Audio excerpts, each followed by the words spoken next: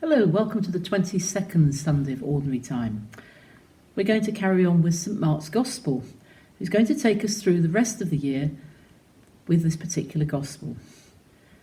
And as Mark is, one thing that can be said of Mark is he's a very practical person. And so to the Pharisees, the first thing they said was, "We hear that your disciples do not follow the law and the tradition of our people."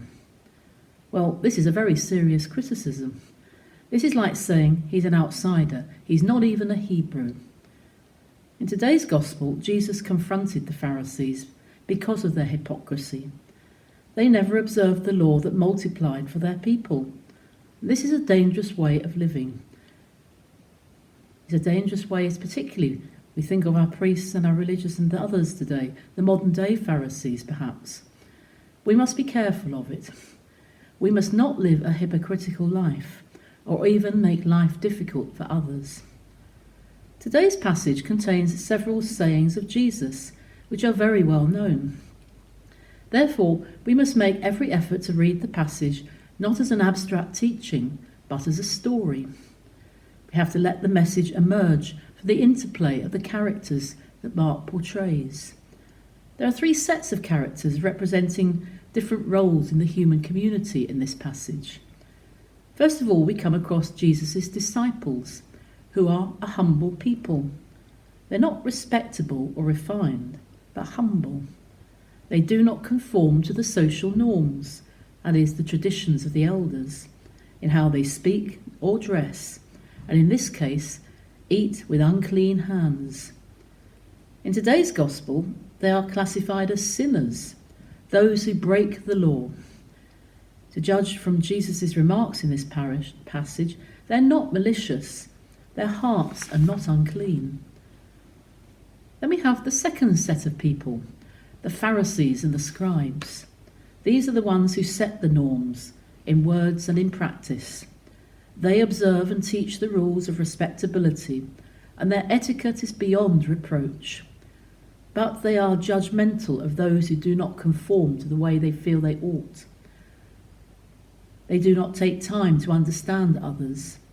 And in the process, they are blind to the fact that they go against the basic virtues such as humanity and compassion. Very significantly, the text says, they have come from Jerusalem. The company of Jesus and his disciples is not their home territory, and they are out of place amongst this new people in the area of Galilee. Jesus, as always, is the protector of the poor. He is the third character. He sees the greatness and the beauty that lie beneath these rough externals. He defends them passionately against their oppressors. He is harsh with the Pharisees and scribes.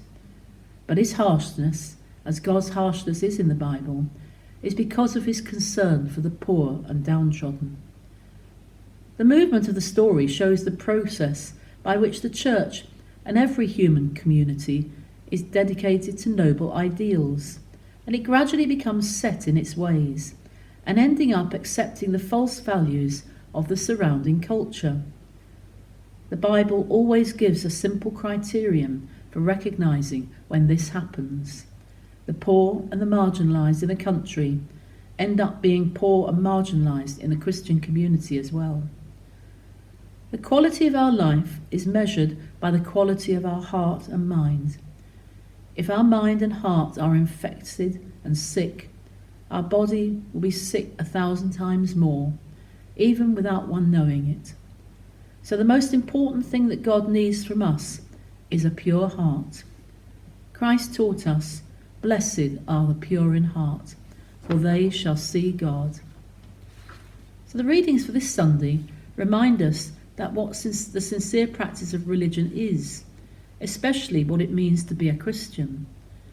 They also warn us against the danger of just contenting ourselves with parading external religious piety at the expense of neglecting sincerity and purity of heart.